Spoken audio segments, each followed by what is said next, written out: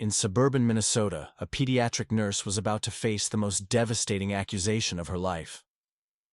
What started as a traditional Christmas dinner took a shocking turn when she came face to face with her sister-in-law's paranoid delusions. Chen wasn't your typical family caretaker. For 8 years, she had spent her life healing children in hospital wards, known for her gentle touch with the most fragile patients. When she encountered baby Sofia crying inconsolably, she had no idea she was walking into a nightmare that would destroy everything she held dear. Maya reached out with practiced compassion that would lead to accusations of attempted kidnapping. What began as an aunt's love for her niece would become a family's reckoning with mental illness and false accusations. The Chen family would never be the same after discovering that sometimes the greatest threats come from within, and healing requires confronting truths no one wants to acknowledge. Before we jump back in, tell us where you're tuning in from. And if this story touches you, make sure you're subscribed, because tomorrow, I've saved something extra special for you. Chen pulled into the familiar driveway of her Aunt Elena's suburban Minnesota home, the December wind cutting through her winter coat as she stepped out of her Honda Civic. The 2-story colonial stood decorated in Elena's trademark restraint, white, lights along the roofline, a single wreath on the front door, everything precisely arranged to suggest celebration without excess. Maya had arrived 2 hours early, as always, ready to help with the final preparations for Christmas Eve dinner. The familiar ritual of early arrival served a dual purpose Maya rarely acknowledged, even to herself. It allowed her to be useful, to earn her place at the family table through service. But it also meant she could hold baby Sofia before the evening's chaos began. Before Jessica's watchful eyes grew too protective, before the careful choreography of family harmony demanded her attention be distributed equally among everyone present. Maya, perfect timing, Elena called from the kitchen as Maya entered through the back door, stamping snow from her boots. At 67, Elena Chen moved with the efficiency of someone who had spent 40 years managing classrooms and 15 years managing this fractured family. The turkey needs basting, and I haven't even started the stuffing yet. Maya hung her coat on the mudroom hook and rolled up her sleeves, falling into the familiar rhythm of Elena's kitchen. But her attention drifted as she heard baby Sofia's cry from the living room, that particular newborn wail that seemed to bypass rational thought and speak directly to something deep in her chest. "I'll just check on Sofia first," Maya said, already moving toward the sound. She found Jessica on the couch, holding 3-month-old Sofia with the rigid posture of exhaustion. Jessica's normally vibrant dark hair hung limp against her shoulders, and the shadows under her eyes spoke of nights broken by feeding schedules and colicky tears. But it was something else in Jessica's expression that made Maya pause. A hypervigilant quality, as if she were listening for threats only she could hear. "Hey, Jess," Maya said softly, approaching with the careful movements she used in the pediatric ward. "How's our little princess doing?" Jessica's grip on Sofia tightened almost imperceptibly. "She's fine, just fussy today." Her voice carried an edge Maya hadn't heard before, sharp and protective. "May I?" Maya extended her arms, the gesture automatic after years of working with infants. Sofia's cries intensified, and Maya's body responded with the physiological certainty of someone trained to soothe distressed children. For a moment, Jessica hesitated, her eyes darting between Maya's face and the baby. Then, reluctantly, she transferred Sofia into Maya's arms. The infant settled almost immediately against Maya's chest, her cries fading to soft hiccups. Maya found herself swaying slightly, humming the wordless tune she'd discovered could calm even the most fractious babies in the NICU. For a few precious moments, holding Sofia felt like holding the future she'd lost 3 times in 4 years, the weight of possibility, the promise of love that would never be conditional or complicated. "She always does that with you," Jessica observed, and Maya couldn't identify the emotion in her sister-in-law's voice.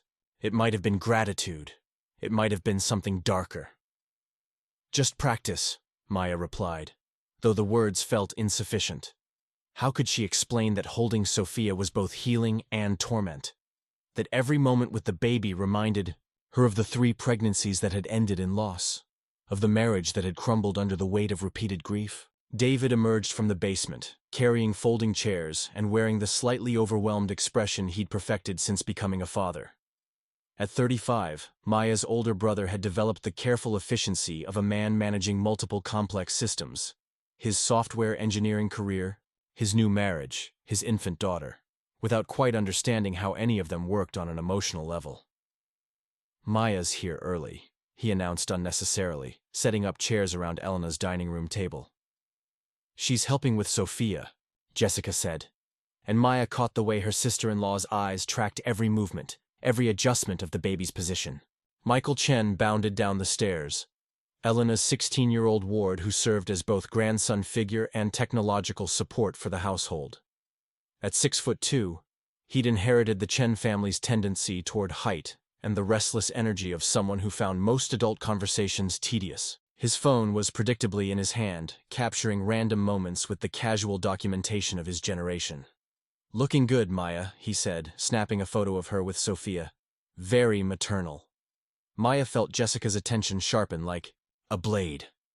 "Delete that," Jessica said quickly. "I don't want pictures of her posted anywhere." "I wasn't going to post it," Michael protested, but he showed Jessica the phone screen, demonstrating the deletion. It was just for family. The interaction felt charged with undercurrents Maya couldn't quite interpret. Jessica's protectiveness seemed to extend beyond normal new mother caution into something more intense, more fearful. Elena appeared in the doorway, surveying the scene with the assessing gaze of someone accustomed to managing group dynamics. "Maya, I really do need help with the stuffing. Jessica, maybe you should try to rest before everyone else arrives." It was a suggestion that sounded like a directive, delivered with Elena's particular blend of concern and control. Maya reluctantly transferred Sofia back to Jessica, noting how her sister-in-law's entire body relaxed once the baby was secure in her arms again. The next 2 hours passed in the familiar choreography of holiday preparation. Maya chopped vegetables and stirred gravy while Elena orchestrated the timing of multiple dishes with military precision. David set the table and arranged furniture, while Michael provided commentary and technological assistance. Jessica remained in the living room with Sofia, occasionally joining conversations but always maintaining visual contact with her daughter.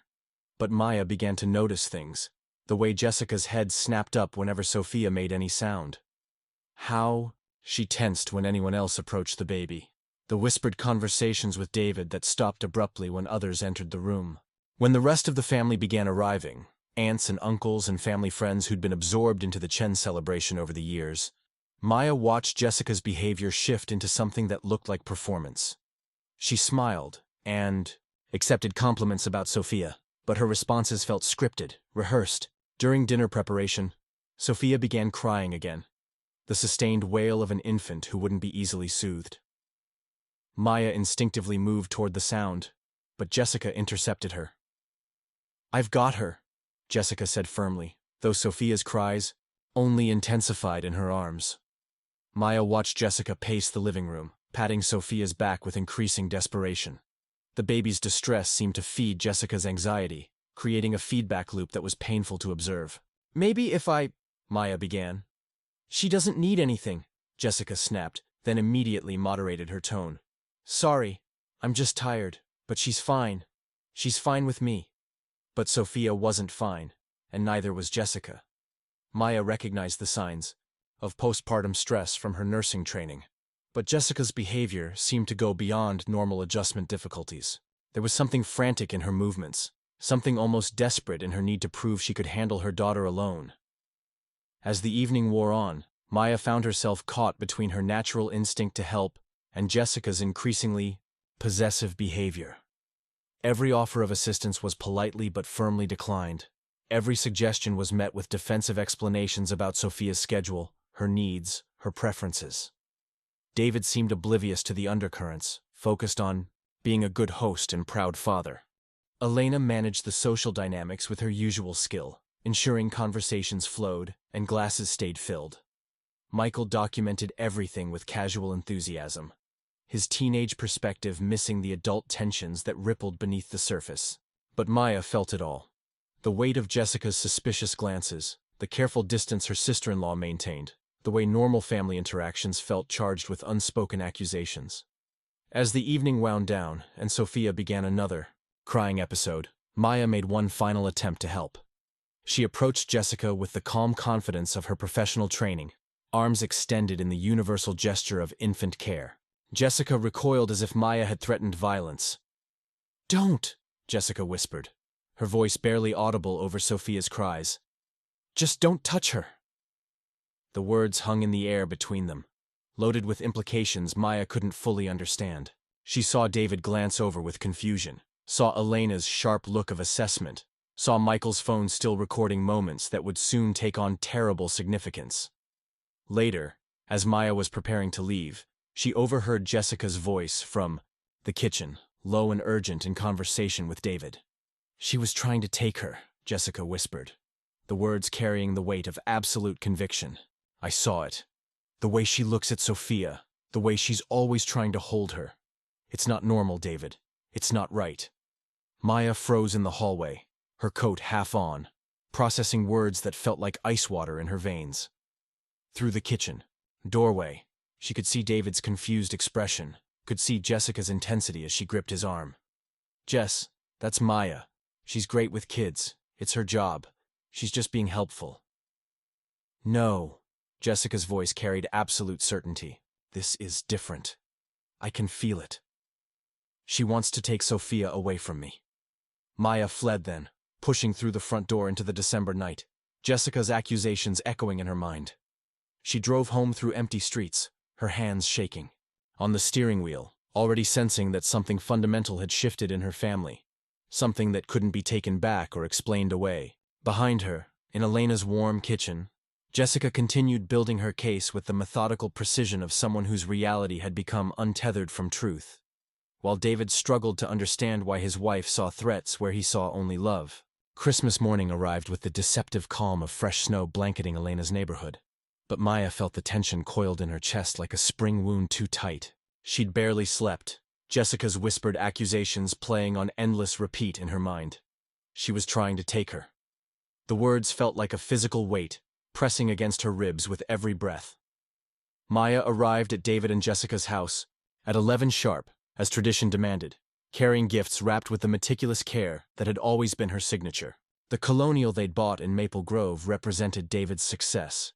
2 stories of careful suburban planning, with a nursery that had been photographed for Jessica's mommy blog before Sofia's difficult birth had ended such documentation. Jessica answered the door holding Sofia, and Maya immediately noticed the change. Her sister-in-law's eyes held a brightness that seemed almost electric, hyper-alert in a way that made Maya's nursing instincts whisper warnings she didn't want to hear. "Maya," Jessica said, her voice carrying forced cheer. "Right on time." The living room buzzed with family members already deep into gift exchange. Elena presided from the wingback chair, directing the flow of presents with her usual efficiency. Michael sprawled on the floor surrounded by torn wrapping paper, his new camera capturing candid moments with artistic enthusiasm. Various aunts and uncles filled the spaces between, their conversations creating the familiar soundtrack of Chen family gatherings. But Maya's attention fixed on Jessica, who clutched Sofia with a possessiveness that had intensified overnight. The baby fussed in her mother's rigid grip, that particular newborn cry that signaled overstimulation and the need for calm, experienced hands. "She's been fussy all morning," David explained, approaching Maya with the slightly helpless expression of a new father still learning infant care. "Nothing seems to settle her." Maya watched Sofia's distress escalate, her professional training warring with her growing awareness of Jessica's suspicious glances. Every instinct told her to offer help, but Jessica's whispered accusations from the night before made her hesitate. "Maybe she's hungry," Maya suggested carefully. "She just ate," Jessica snapped, then immediately softened her tone with visible effort. "Sorry, I'm just tired, but I know her schedule. I know what she needs." Sofia's cries intensified, that sustained wail that seemed to pierce directly through adult patience. Maya watched Jessica's growing desperation, the way her movements became increasingly frantic as she tried every soothing technique with mounting panic. Around them, family conversations continued, but Maya could feel the subtle shift in attention as Sofia's distress became impossible to ignore. Elena's eyebrows drew together in the expression that usually preceded her taking charge of situations. Michael lowered his camera, focusing on the developing drama with teenage fascination.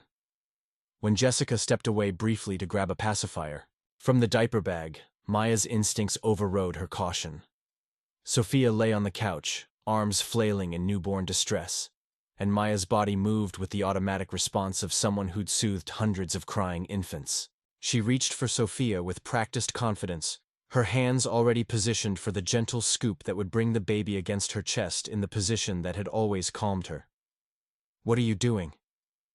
Jessica's voice cut through the room like breaking glass.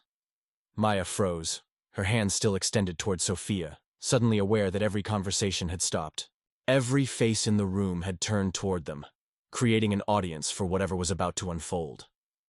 "I was just," Maya began, but Jessica's expression had transformed into something wild and accusatory. "Don't touch her," Jessica commanded, rushing back to snatch Sofia from the couch. "Don't you dare touch my baby!" The silence that followed felt like the moment before lightning strikes.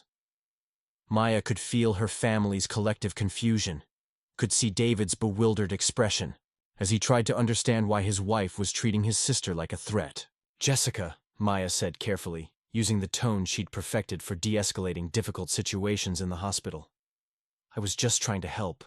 Sofia was crying, and you were—" "I know exactly what you were trying to do," Jessica interrupted, her voice rising with each word. "You think I don't see it? The way you watch her, the way you're always trying to hold her, the way you know her schedule better than her own father." Maya felt the room shift around her, family members exchanging glances that she couldn't interpret. David moved toward his wife with the careful approach of someone trying to calm a spooked animal. "Jess, honey, what are you talking about? That's Maya. She's been great with Sofia since she was born." "Has she?" Jessica's laugh held no humor. "Or has she been planning this, studying us, learning our routines, figuring out how to take her?" The accusation hit Maya like a physical blow. She could feel her professional composure cracking, could hear her own voice sounding strange and distant when she spoke. "Take her? Jessica, what are you saying? She's my niece. I love her." "Exactly," Jessica said with terrible certainty. "You love her too much. You want her because you can't have your own." The words landed in the silence like stones thrown into still water, creating ripples of shock that reached every corner of the room. Maya felt the blood drain from her face as her most private pain was weaponized against her in front of everyone she loved. "That's enough," David said. But his voice lacked conviction. Maya could see the confusion in his eyes, the way he was trying to reconcile his wife's accusations with his sister's character and finding the mathematics impossible. "Is it?" Jessica continued, her voice gaining strength as if fed by the family's stunned attention. "She comes here constantly. She knows when Sofia naps, when she eats, what makes her stop crying. She has keys to our house, David. She's been planning this." Elena's voice cut through the chaos with the authority of someone accustomed to managing crises. "Jessica, you need to calm down. You're upset, and you're not thinking clearly." "I'm thinking more clearly than anyone," Jessica shot back. "You all see what you want to see. The helpful aunt, the pediatric nurse who's so good with babies. But I see the truth. I see how she looks at Sofia like she belongs to her." Maya found her voice, though it emerged smaller than she intended. "Jessica, I would never. I'm not trying to take anything from you. I'm just trying to be a good aunt." "Are you?" Jessica's eyes burned with fevered certainty. "Then why do you always volunteer to watch her? Why do you know her sleep schedule better than I do? Why did you offer to take her overnight last week?" Each question felt like an accusation, taking normal family interactions and twisting them into evidence of malicious intent. Maya could see her family members' faces changing as they processed Jessica's words, doubt creeping into expressions that had held only confusion moments before. "Because that's what family does," Maya said desperately. "We help each other. We take care of each other's children." "Not like this," Jessica said with absolute finality. "Not the way you do it. Not with that look in your eyes, like you're the real mother, and I'm just in the way." David stepped between them, his software engineer's mind clearly struggling to process the emotional chaos. "Jess, you're scaring me. This isn't like you. Maybe we should—" "Don't," Jessica warned, backing away from him while clutching Sofia tighter. "Don't you dare tell me I'm imagining this. I'm her mother. I know when someone wants to take my baby." Maya looked around the room at faces she'd known her entire life, searching for support, for someone to speak the truth she couldn't seem to articulate herself. But she saw only uncertainty, the terrible doubt that comes when someone you trust makes accusations that seem impossible but are delivered with such conviction. Elena stood slowly, her voice carrying the weight of final judgment. "Maya, I think you should leave." The words hit harder than Jessica's accusations. To be dismissed by the woman who'd raised her, to be treated as the problem rather than the victim, felt like a betrayal that reached into her bones. "Aunt Elena." "Now," Elena said firmly, "before this gets any worse." Maya looked at David, her brother, the person who'd promised to protect her after their parents died. She saw confusion in his eyes, conflict between loyalty to his sister and protection of his wife. But she also saw his choice being made in real time. "Maybe," he said quietly, not meeting her eyes, "maybe it would be better if you stayed away for a while, until we can figure this out." The betrayal was complete.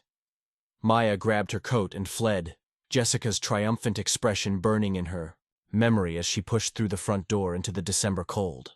Behind her, she could hear the murmur of family voices, already beginning the process of deciding what to believe and whom to protect. As she drove away through streets that suddenly felt foreign, Maya realized that Jessica hadn't just accused her of attempted kidnapping. She had systematically destroyed Maya's place in the family with surgical precision, using Maya's own love and grief as weapons against her. The snow continued to fall, covering everything in deceptive purity, while Maya drove toward a future where she was no longer certain who she was or where she belonged. The snow continued falling as Maya drove through empty streets, her hands gripping the steering wheel with white-knuckled intensity. Each turn took her further from the life she'd known, from the family that had just collectively decided she was a threat rather than a victim.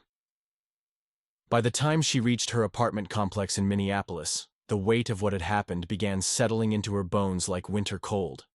Her phone buzzed with notifications as she climbed the stairs to her second-floor unit. Text messages from relatives who'd witnessed the confrontation. Missed calls from numbers she recognized. Voicemails she wasn't ready to hear. Maya turned off the phone without reading any of them and deadbolted her door behind her, as if locks could keep out the devastation that had already taken root inside her chest. The apartment felt different now. Not like home, but like a waiting room where she'd been temporarily housed until someone decided what to do with her.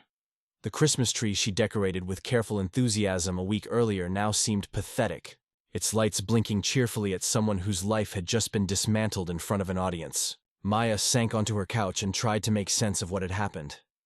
She replayed every interaction with Sofia, every moment of holding her, every offer to help.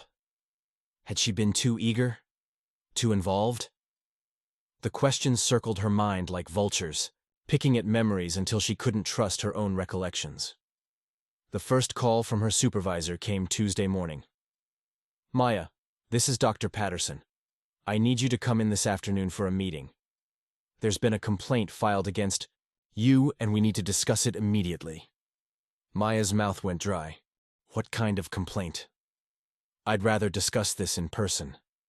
Can you be here at 2? The drive to Children's Hospital felt like traveling to her own execution. Maya had worked in pediatric nursing for 8 years, had built her entire professional identity around caring for children.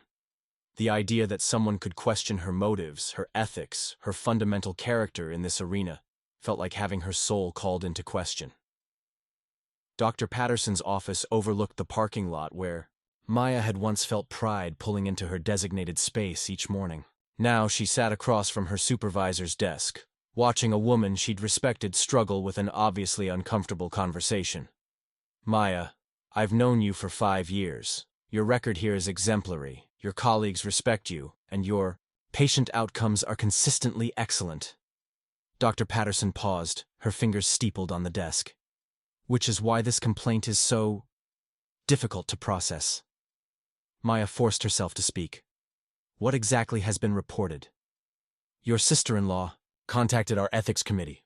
She's alleging that you've shown inappropriate interest in her infant daughter, that you've used your professional knowledge to gain access to the child, and that your behavior constitutes a potential threat. Each word felt like a physical blow. Maya had prepared herself for professional consequences, but hearing her love for Sofia described as predatory behavior by someone she'd trusted made her feel physically ill. Dr. Patterson, I'm required to place you on administrative leave pending a full investigation. The words came out in a rush, as if saying them quickly would lessen their impact. I'm sorry, Maya. I don't believe these allegations for a moment, but I have to follow protocol. Maya nodded numbly, her badge and keys feeling impossibly heavy as she surrendered them. The walk through the pediatric ward to collect her personal items became a gauntlet of curious glances and whispered conversations.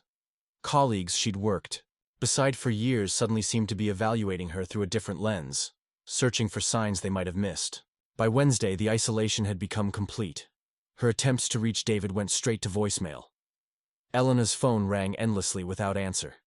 Even Michael, the one family member she'd thought might understand, didn't respond to her texts.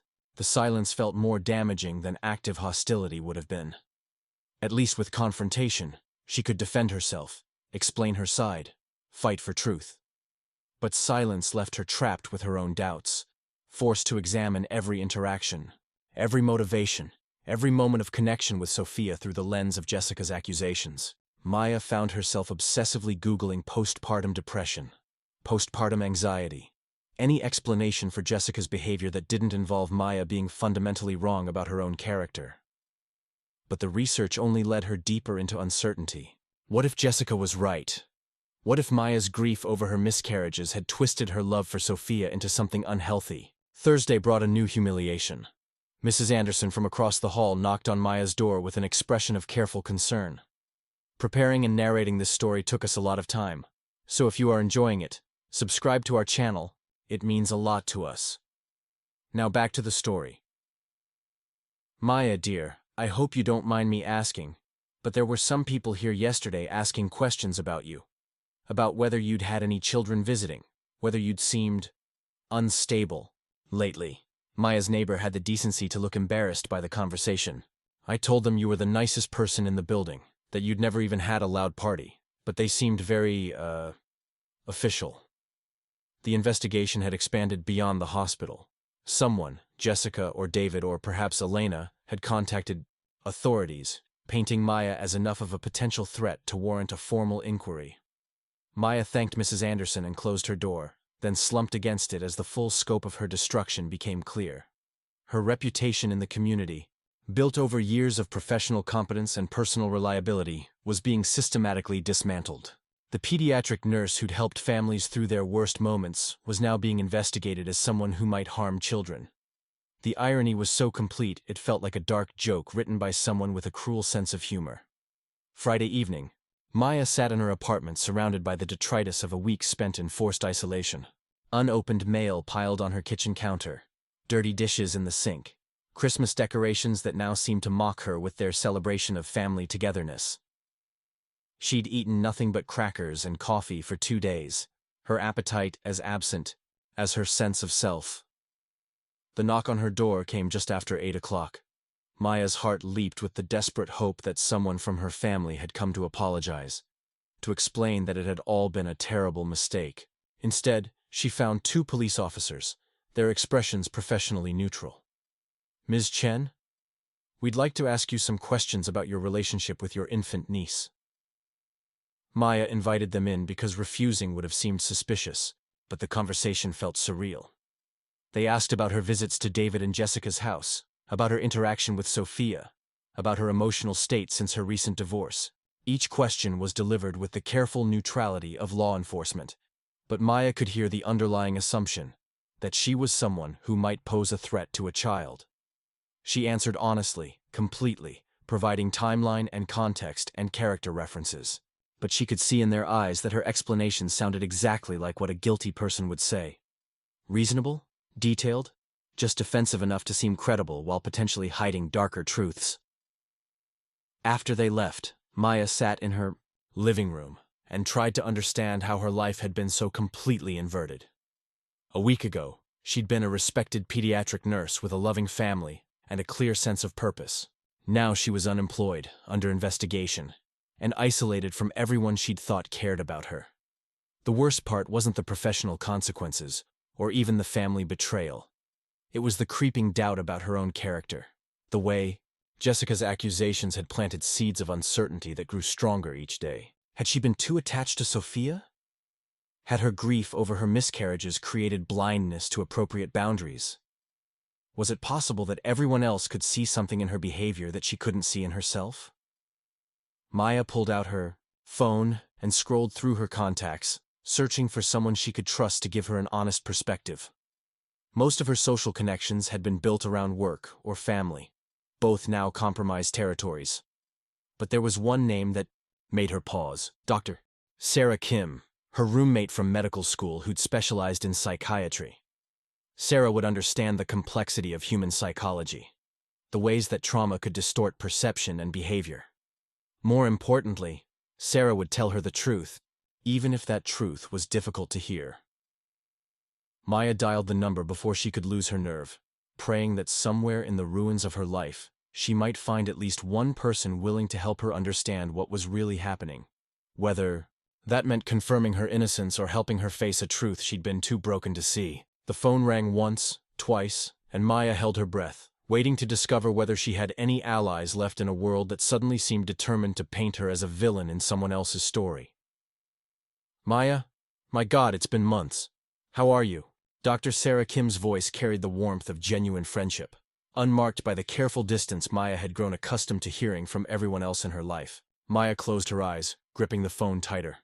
Sarah, I need help. Professional help. Something's happened, and I don't know if I'm losing my mind or if everyone else is. The silence on the other end lasted only a heartbeat before Sarah's tone shifted into the focused attention Maya remembered from their medical school days. Are you safe right now? Do you need immediate intervention? I'm safe, I think. But Sarah, I need to talk to someone who understands psychology, who can help me figure out what's real. Maya's voice cracked slightly. I'm starting to doubt my own memories. I can be there in an hour. Don't make any major decisions until we talk, okay?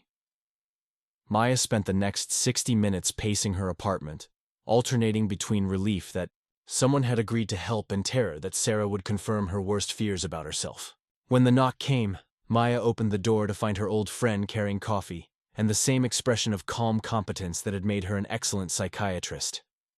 Dr. Sarah Kim had changed little in the years since medical school. Still, petite and precise, with the kind of focused intelligence that made patients feel both understood and safe. She wore her black hair pulled back in a practical bun, and her winter coat couldn't disguise the professional authority she'd developed through years of working with people in crisis. Tell me everything, Sarah said, settling onto Maya's couch, with the practiced ease of someone accustomed to difficult conversations. Start from the beginning, and don't edit anything for my comfort. Maya found herself describing the past week with the methodical detail of a medical case presentation. She outlined Jessica's behavior at Christmas Eve dinner, the explosive accusation on Christmas morning, the family's collective decision to believe Jessica over her, the professional and legal consequences that had followed. Sarah listened without interruption, occasionally taking notes in the small notebook she carried. When Maya finished, Sarah was quiet for several long moments, processing what she'd heard with the analytical approach that had made her one of the most respected perinatal psychiatrists in the Twin Cities. Maya, I want you to listen to me very carefully, Sarah finally said.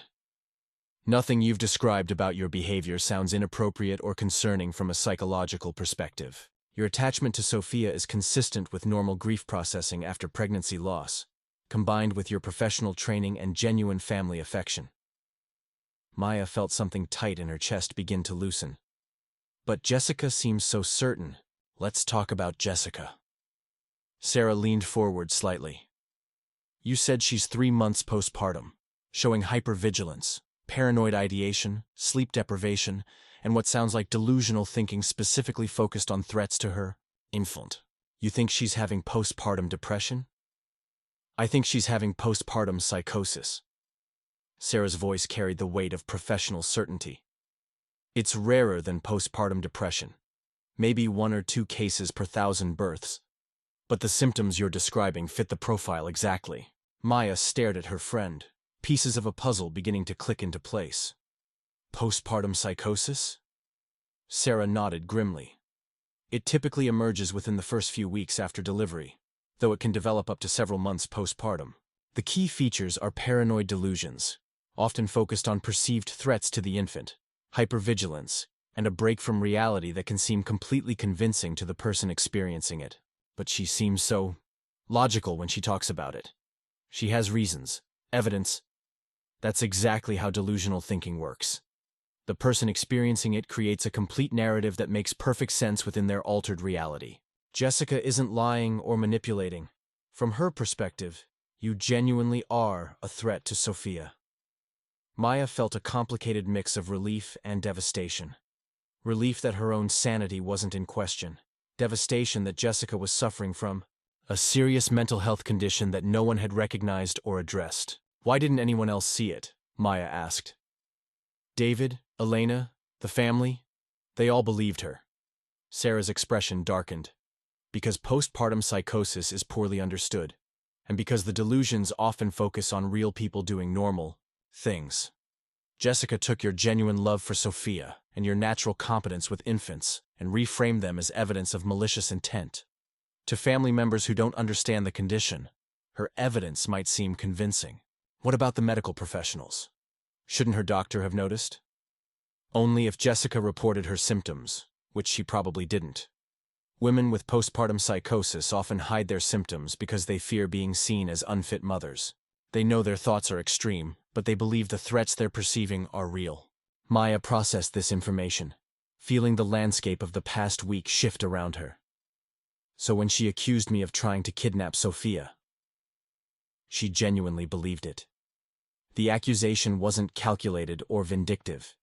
It was the desperate action of a mother who believed she was protecting her child from a serious threat. Sarah reached across the space between them and touched Maya's hand.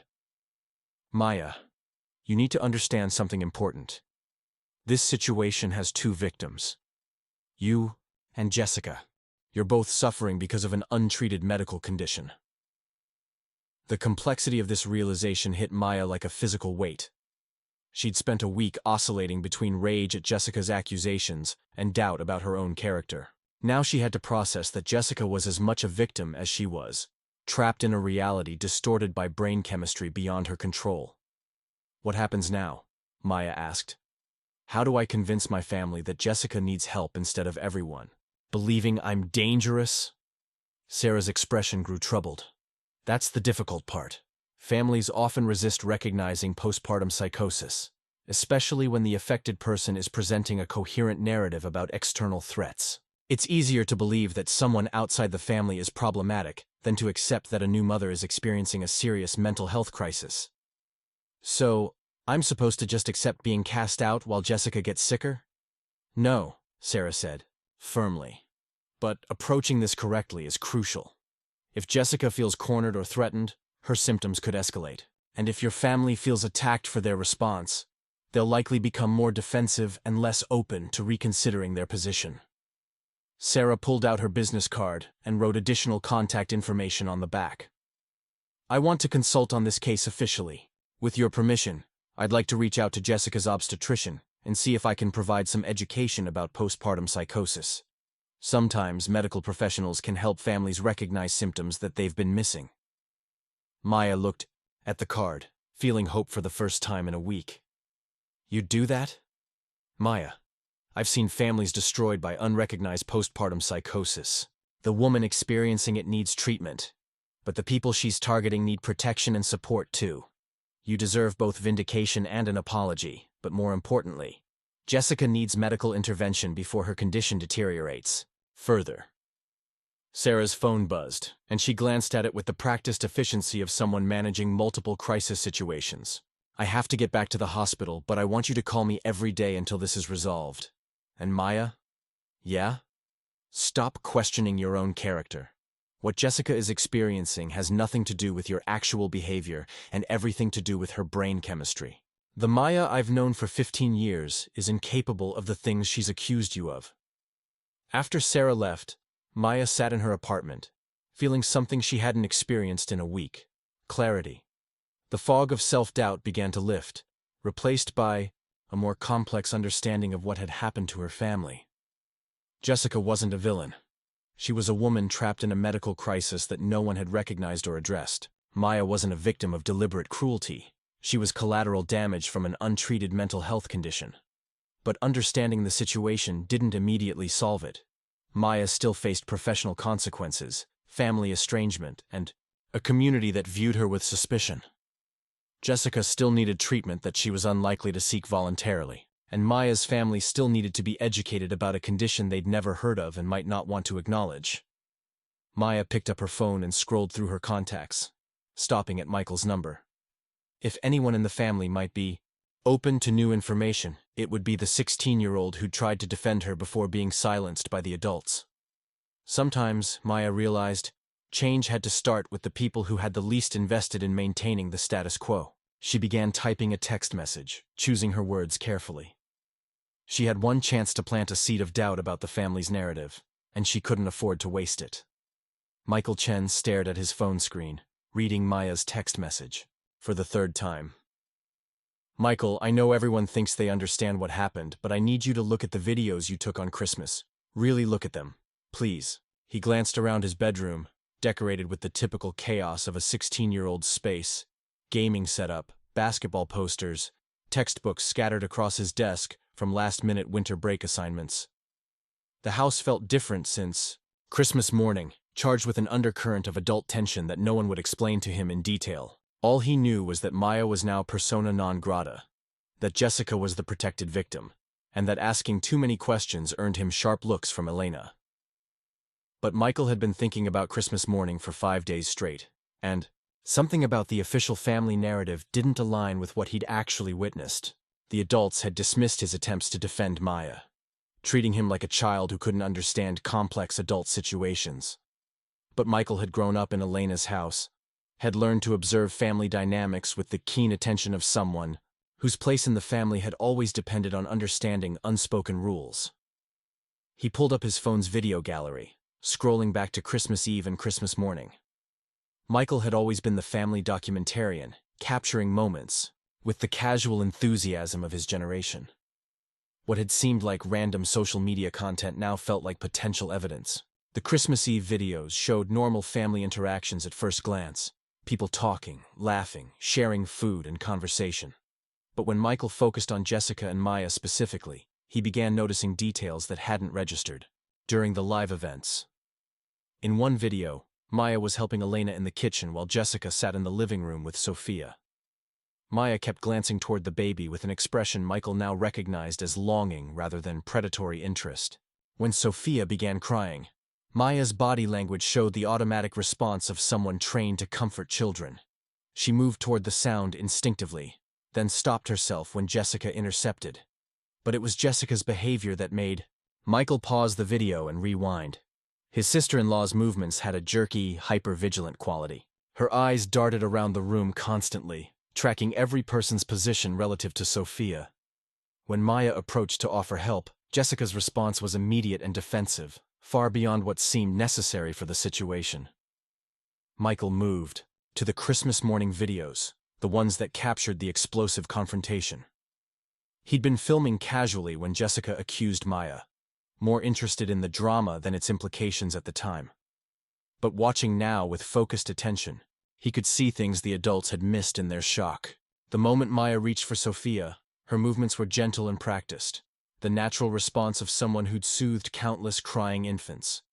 There was nothing furtive or threatening about her approach. But Jessica's reaction was immediate and extreme, as if Maya had pulled a weapon rather than extended helping hands. Michael replayed Jessica's accusations, listening to her voice rather than just her words. There was something fevered about her delivery, an intensity that seemed divorced from the actual threat level of the situation. She spoke with absolute certainty about Maya's intentions, but her certainty was based on interpretations of normal behavior, rather than actual evidence of wrongdoing. Most telling was what happened after Maya left. Michael had continued recording sporadically, capturing family members' reactions as they processed what had occurred. David looked confused and conflicted, clearly struggling to reconcile his wife's accusations with his lifelong knowledge of his sister's character. Elena moved into crisis management mode, focusing on maintaining family stability rather than examining the truth of Jessica's claims. But Jessica herself, once Maya was gone, didn't show the relief someone would feel after removing a genuine threat. Instead, she seemed more agitated, more paranoid, turning her suspicions toward other family members and finding new sources of perceived danger. Michael set his phone aside and considered what he'd observed. The 16-year-old who'd grown up in a household that valued harmony over truth was facing a decision that could fracture his family further. But the same analytical mind that made him excellent at computer programming was telling him that the adults had gotten this situation fundamentally wrong. He thought about Maya, who'd been more like an older sister than an aunt throughout his childhood. She'd helped him with homework, attended his basketball games when Elena couldn't, listened to his teenage problems with genuine interest rather than adult dismissal. The idea that someone with Maya's character could be capable of the things Jessica accused her of felt absurd. But more than personal loyalty, Michael was bothered by the process. The family had accepted Jessica's version of events without investigation, without consideration of alternative explanations, without even watching the evidence that existed in his phone. They'd chosen sides based on emotion and family politics, rather than facts. Michael picked up his phone and started a new text to Maya. "I've been looking at the videos. Can we meet? There are things the family needs to see." Maya's response came within minutes. "Are you sure? This could make things complicated for you with Elena and David." Michael considered this warning seriously. Challenging the family's narrative would have consequences. Elena valued loyalty above truth, and David was clearly struggling to balance competing loyalties already. But Michael had always been the family member, most willing to point out inconvenient facts, and his conscience wouldn't let him stay silent when he had evidence that could vindicate someone he cared about. "I'm sure. When can we meet?" They arranged to meet at a coffee shop near Michael's high school the next afternoon. Maya arrived early, looking like someone who'd aged years in the span of a week. Her usual professional composure was intact, but Michael could see the strain in her eyes. The way she held herself with the careful control of someone afraid of falling apart. "Thank you for agreeing to look at this," Maya said as Michael slid into the booth across from her. "I know it's a difficult position for you." "Maya, I've watched these videos probably 20 times since you texted me," Michael said without preamble, "and I think everyone's got this completely wrong." He pulled out his phone and began showing her the footage, pointing out details that supported his conclusions. Maya watched with growing emotion, seeing herself through an objective lens for the first time since the accusations began. "This is what I remember," she said softly, watching herself gently reach for Sofia. "But I've been doubting my own memories, wondering if I was somehow threatening without realizing it." "You weren't threatening anyone," Michael said with the certainty of someone who'd analyzed the evidence methodically. "But Jessica, Maya, something's wrong with Jessica. Look at how she acts even when you're not around." He showed her footage of Jessica's paranoid behavior, her hypervigilance, her increasingly erratic responses to normal family interactions. Maya watched with the trained eye of a healthcare professional, seeing patterns that confirmed Dr. Sarah Kim's assessment. "Michael, what you're showing me is consistent with a serious mental health condition called postpartum psychosis. Jessica isn't lying about feeling threatened. She genuinely believes I'm dangerous because her brain chemistry is altered." Michael processed this information with the quick comprehension of someone accustomed to complex problem-solving. "So she's sick, not malicious." "Exactly. Which means she needs medical help, not family protection from imaginary threats." "But how do we convince everyone else? Elena's already decided you're the problem, and David's so focused on protecting Jessica that he can't see she might need a different kind of protection." Maya looked at the teenager across from her, recognizing both his intelligence and his genuine desire to help. "Michael, I need you to understand something important. If you help me with this, it's going to create conflict in your family. Elena might see it as betrayal, David might feel attacked, and Jessica might feel threatened. Are you prepared for that?" Michael thought about Maya's question seriously, weighing his comfortable position in the family against his obligation to speak truth. But when he looked at Maya, exhausted, isolated, facing the destruction of her career and reputation because no one would examine evidence that contradicted their assumptions, the choice felt clear. Maya, you've always been straight with me, even when other adults were treating me like a kid who couldn't handle complex information. If I don't speak up now, when I have evidence that could help, what kind of person does that make me? Maya felt tears threaten for the first time since the crisis began. It makes you brave, Michael, and it makes you someone I'm proud to call family.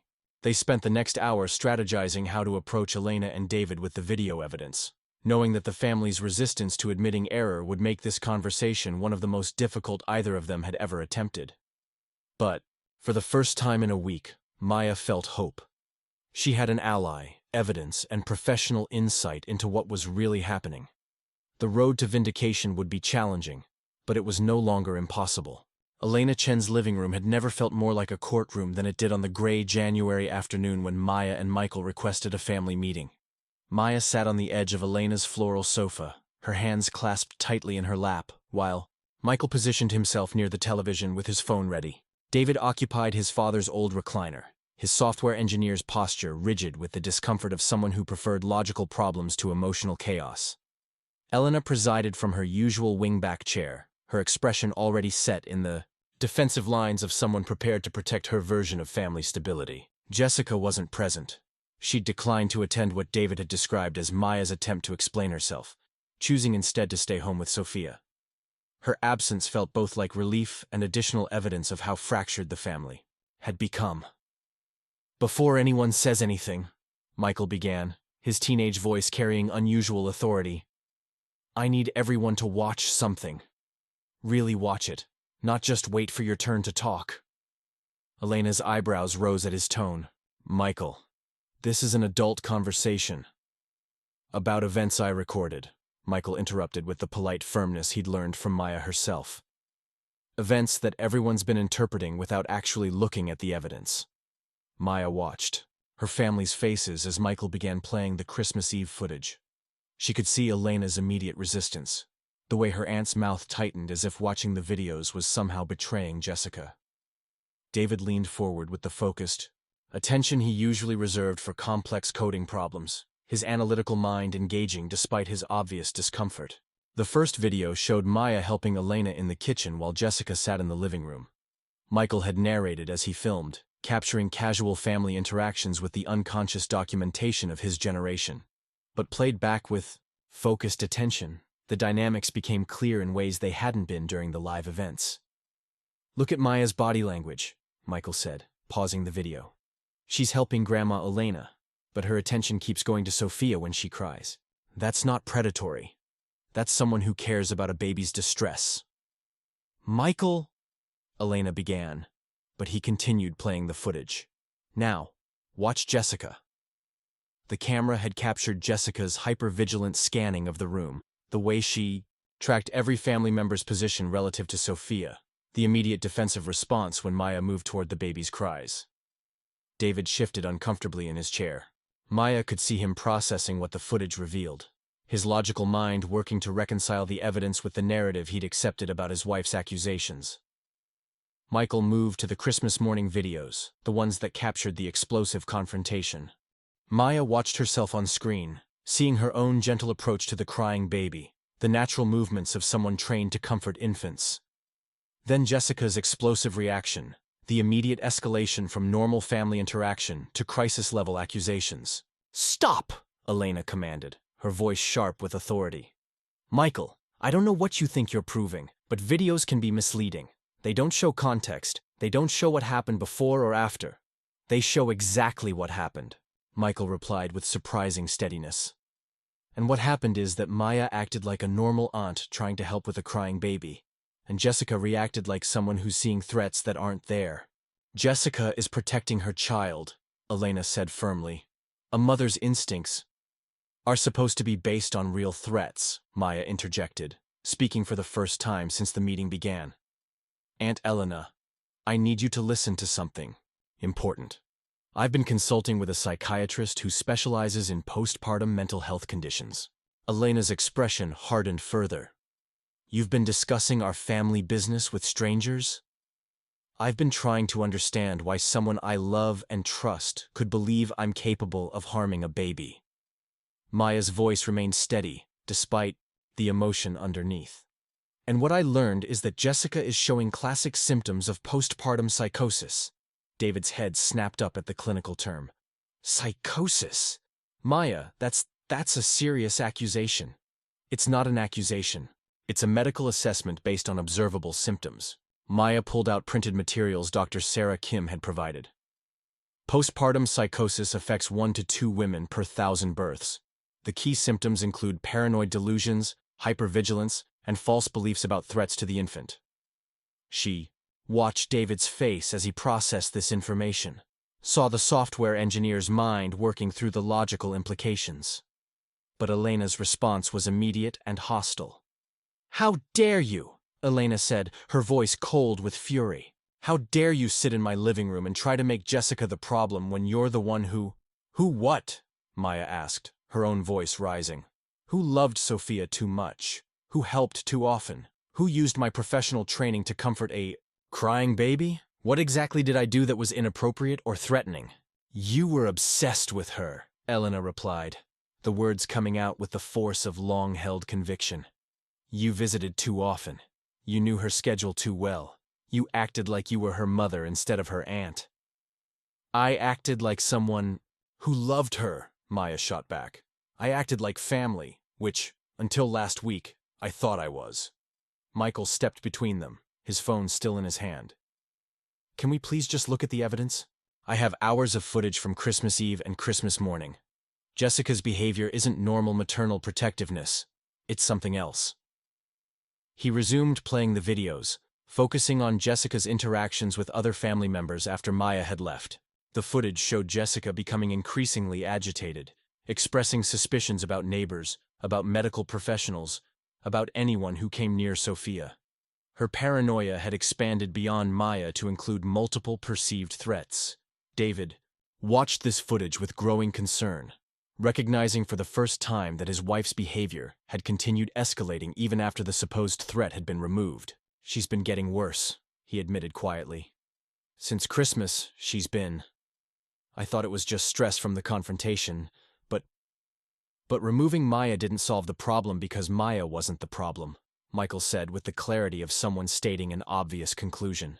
Elena stood abruptly, her control finally cracking. "Enough. I don't care what your videos show, or what your psychiatrist friends think they know about our family. Jessica is a new mother who recognized a threat to her child, and instead of supporting her, you're all trying to make her sound crazy." "We're trying to get her help," Maya said desperately. "Aunt Elena, postpartum psychosis is treatable. With proper medication and therapy, Jessica can recover completely. But she needs professional intervention, not family enabling." "Enabling?" Elena's voice rose to match Maya's. "I'm protecting a vulnerable young mother from someone who—" She stopped herself, but the unfinished accusation hung in the air between them. "Someone who what?" Maya challenged. "Say it, Aunt Elena. What exactly do you think I was planning to do to Sofia?" The silence that followed was deafening. Elena's inability to articulate the specific threat Maya supposedly posed revealed the fundamental weakness in the family's narrative.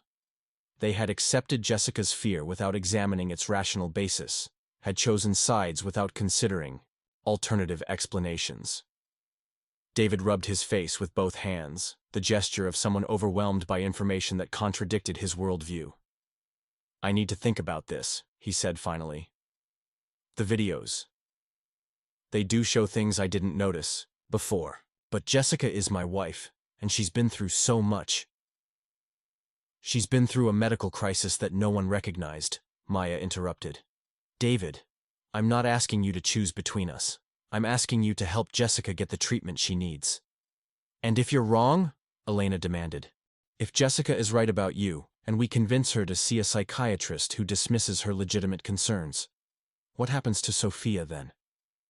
Maya felt the full weight of her family's resistance, their investment in a narrative that cast her as the villain rather than recognizing Jessica's illness. She looked around the room at faces she'd known her entire life, seeing fear and confusion and the desperate desire to maintain beliefs that kept their world comprehensible.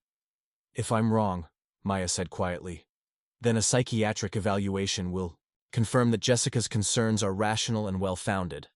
But if I'm right, and we do nothing, Jessica's condition will continue deteriorating.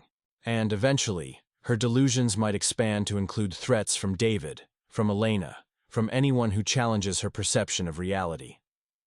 The meeting ended without resolution, the family more fractured than before. As Maya gathered her materials and prepared to leave Elena's house once again, she realized that evidence alone wouldn't be enough to heal the damage Jessica's accusations had caused. The family's investment in their chosen narrative ran deeper than facts or logic. It reached into their fundamental need to believe they could distinguish between truth and delusion, between real threats and imagined ones. But as she walked to her car, Maya felt Michael fall into step beside her. "I believe you," he said simply, "and I'm going to keep trying to convince them, even if it takes time." Maya squeezed his shoulder, grateful for the one family member willing to prioritize truth over comfort. The road ahead remained difficult, but she was no longer walking it alone. 2 weeks after the family confrontation, David Chen sat in his home office at 3 in the morning, staring at his laptop screen without seeing the code he was supposed to be debugging. Upstairs, Jessica paced the hallway with Sofia, her footsteps a rhythmic pattern that had become the soundtrack of their household. The baby's cries punctuated the night, not the normal fussiness of a growing infant, but the sustained distress of a child whose mother's anxiety had become a feedback loop of mutual agitation. David had tried to rationalize Jessica's behavior since Christmas, accepting her explanations about Maya's threatening behavior, while ignoring the mounting evidence that something deeper was wrong. But Maya's psychiatric consultation and Michael's video evidence had planted seeds of doubt that grew stronger each sleepless night. Jessica's paranoia had expanded systematically since the family meeting. First, she'd become suspicious of their pediatrician, Dr. Martinez, claiming he asked too many questions about Maya during Sofia's checkups. Then Mrs. Patterson, their elderly neighbor who'd brought congratulatory flowers when Sofia was born, became suspect after she'd asked to hold the baby during a brief front yard encounter. She was studying Sofia's face, Jessica had told David with absolute conviction, learning her features so she could identify her later. "I think she's working with Maya." The accusations had grown more elaborate and disconnected from reality. Jessica now believed their mail carrier was documenting their daily routines, that the pediatric nurse at Sofia's wellness visits was reporting back to Maya, that even David's own mother was somehow complicit in a conspiracy to take their daughter. Tonight had been the breaking point. David had returned from a late meeting to find Jessica barricaded in their bedroom with Sofia, furniture pushed against the door, speaking in urgent whispers to someone on the phone. Except when David checked their phone records later, no calls had been made. "Jessica," he called softly through the bedroom door. "Can you let me in? I need to see Sofia." "How do I know it's really you?" Jessica's voice came through the door, muffled but clearly distressed.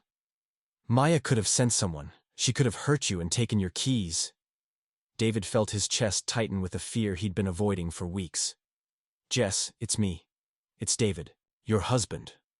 I just got home from the Morrison Project meeting, remember? We talked about it this morning." The silence stretched long enough that David began considering whether he needed to call for help. Then he heard furniture scraping against hardwood as Jessica moved obstacles away from the door. When the door opened, David's breath caught. Jessica looked like someone who'd been under siege, her hair unwashed and tangled, her clothes wrinkled from days of wear, her eyes darting constantly around the room as if tracking invisible threats.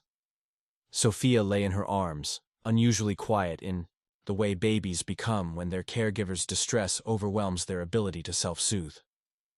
"They're coming tonight," Jessica whispered, drawing David into the room and immediately beginning to rebuild her barricade. "I can feel it. Maya's made her move, and they're going to try to take Sofia while we're sleeping."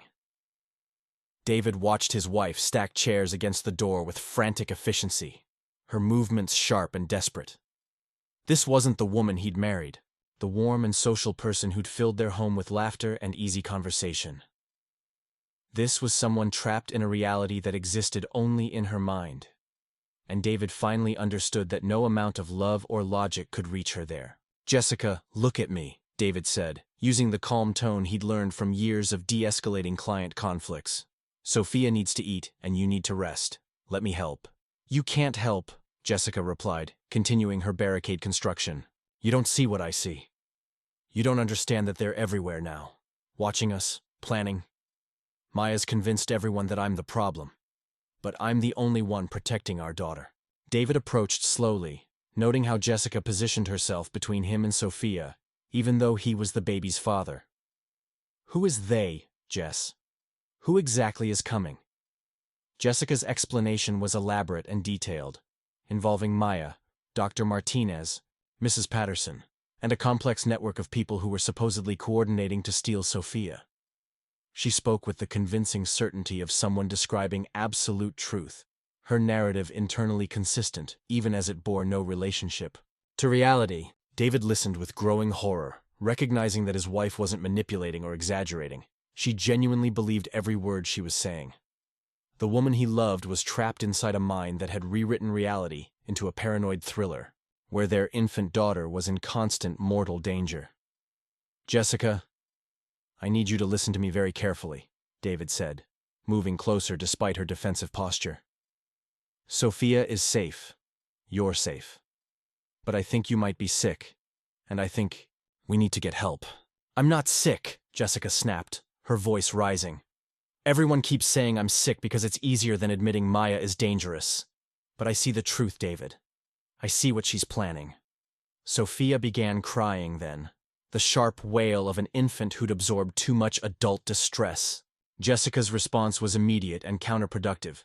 She clutched the baby tighter, began pacing frantically, her own agitation feeding Sofia's cries in an escalating spiral. David watched his daughter's face turn red with distress while Jessica's efforts to comfort her became increasingly desperate and ineffective. The woman who'd been a natural mother for Sofia's first 2 months now seemed unable to recognize that her own anxiety was the source of the baby's distress. "Let me take her for a few minutes," David offered, extending his arms. "Just so you can rest." "No," Jessica said sharply, backing away from him. "You don't understand.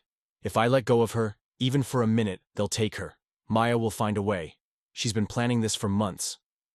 David felt something cold settle in his stomach as he realized the full scope of Jessica's delusions. In her mind, he was no longer a trusted partner. He was another potential threat, someone who might be compromised or manipulated by the enemies she perceived everywhere. When Jessica began talking about leaving town, about finding somewhere Maya couldn't follow them, David knew he was facing a crisis that required immediate professional intervention. His wife was planning to flee with their infant daughter based on delusions that existed only in her altered perception of reality. "Jessica, I need to call Dr. Martinez," David said, reaching for his phone. "Not because of Maya, but because I'm worried about you. You haven't slept in days. You're seeing threats that—" "Don't you dare," Jessica warned, moving toward the bedroom window as if preparing to escape. "If you call anyone, if you tell them where we are, you're helping them take her." David faced the most difficult decision of his life. His wife needed help, but she would view any attempt to get that help as betrayal. His daughter needed protection, but from the person who loved her most desperately. The family unity he'd tried, so hard to preserve, was already shattered. The only question now was whether he could save the people he loved from the debris. He thought about Maya's warnings about postpartum psychosis, about Michael's video evidence, about all the signs he'd dismissed or rationalized because accepting them would mean admitting his wife was experiencing a serious mental health crisis. With Sofia's cries filling the room and Jessica's paranoid whispers creating a soundtrack of desperation, David finally understood that protecting his family meant calling for help, even if Jessica would never forgive him for making that choice. His hands shaking, David dialed 911, knowing that the next few hours would either save his wife's sanity or destroy their marriage forever. The ambulance lights cast red and blue shadows across the suburban street at 4:30 in the morning, transforming David and Jessica's quiet neighborhood into a scene from every family's worst nightmare. David stood on his front lawn in pajamas and a hastily thrown-on coat, watching paramedics carry his wife toward the waiting vehicle while Sofia cried in his arms. The baby's distress seemed to mirror his own, sharp, inconsolable, and completely justified by circumstances beyond their control. Jessica had fought the intervention with the desperate strength of someone convinced she was being kidnapped rather than helped. It had taken 3 paramedics and 2 police officers to safely remove Sofia from her arms, a process that would haunt David's memory for years to come. His wife's screams about Maya and conspiracies and stolen babies had echoed through their home until the sedative finally took effect, leaving her unconscious and David holding their daughter while trying to explain to strangers why his family had imploded. By 6 a.m., David sat in the psychiatric emergency department at Regions Hospital, Sofia finally asleep in her car seat, while he completed intake paperwork that reduced his wife's breakdown to clinical checkboxes and administrative categories. Dr. Rebecca Torres, the attending psychiatrist, had kind eyes and the patient demeanor of someone accustomed to family crises that arrived in the middle of the night. "Mr. Chen, I want you to know that your wife is receiving excellent care," Dr. Torres said, settling into the chair beside him. "The initial assessment confirms what the paramedics reported. Jessica is experiencing postpartum psychosis, a serious but treatable condition." David looked up from the forms he'd been mechanically completing. Will she be okay?" "With proper treatment, most women make full recoveries from postpartum psychosis. The key is early intervention with medication and therapy, which we're beginning immediately." Dr. Torres paused, studying David's exhausted face. "I need to ask you some questions about Jessica's behavior over the past few months. When did you first notice changes in her thinking or behavior?" David found himself describing the past month in detail: Jessica's growing paranoia, her accusations against Maya, her expanding suspicions about neighbors and healthcare providers. As he spoke, he could see Dr. Torres taking notes, occasionally nodding with the recognition of someone who'd heard similar stories before. "The accusations against your sister," Dr. Torres said carefully. "How did your family respond to those?" David felt shame wash over him like cold water. "We believe Jessica. My sister Maya is a pediatric nurse. She's always been great with kids, but Jessica seems so certain. We chose to protect Jessica and the baby."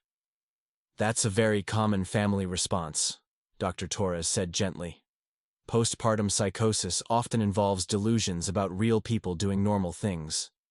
The affected woman presents a convincing narrative, based on misinterpreted reality, and family members naturally want to believe and protect her." "But Maya..." David's voice cracked slightly. "We accused her of terrible things. We threw her out of the family, reported her to her job, treated her like a criminal. And she was innocent the whole time." Dr. Torres leaned forward slightly. "Mr. Chen, both your wife and your sister are victims of this illness. Jessica genuinely believed Maya posed a threat. Her accusations weren't malicious, they were symptoms of altered brain chemistry. But your sister has also suffered real harm from those accusations." David thought about Maya's face during their last conversation, the hurt and confusion in her eyes, when her own family had chosen to believe the worst about her character. "How do I fix this? How do I make this right?" "Recovery will take time for everyone involved," Dr. Torres replied. "Jessica will need several weeks of inpatient treatment followed by months of outpatient care. Your family will need education about postpartum psychosis and probably some counseling to process what's happened. And your sister will need acknowledgement of what she's been through, along with support as she deals with the trauma of false accusations."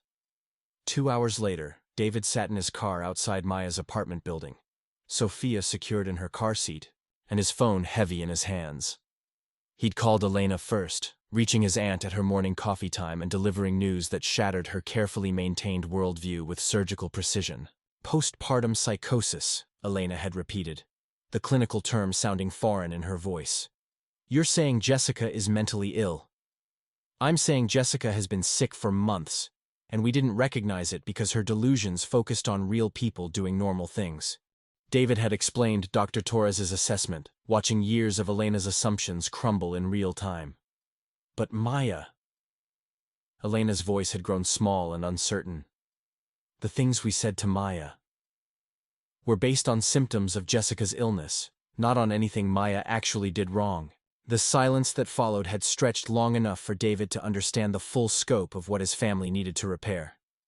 Elena, who'd built her identity around protecting family stability, would have to acknowledge that her version of protection had enabled serious harm. David, who'd chosen his wife over his sister, would have to face the consequences of that choice. And Maya, who'd been cast out and vilified, would have to decide whether forgiveness was possible after such complete betrayal. Now David climbed the stairs to Maya's apartment, his daughter in his arms, and his prepared speech dissolving into inadequacy with each step. How did you apologize for destroying someone's life based on delusions? How did you ask for forgiveness when your protection of one family member had nearly destroyed another? Maya answered the door wearing scrubs, and David realized she was probably heading to work, or trying to, if her job suspension had been lifted. She looked thinner than he remembered, with shadows under her eyes that spoke of weeks spent processing trauma and isolation. David. Maya's voice was carefully neutral, giving nothing away about her emotional state. Maya, I need to talk to you. About Jessica. About what happened. About everything. David shifted Sofia's weight, suddenly aware of how the baby's presence might affect this conversation. Jessica is in the hospital. She's been diagnosed with postpartum psychosis. Maya's expression shifted slightly, professional concern mixing with personal pain. Is she okay? Is Sofia okay? They're both okay, but Maya... David's voice broke despite his attempts to maintain control.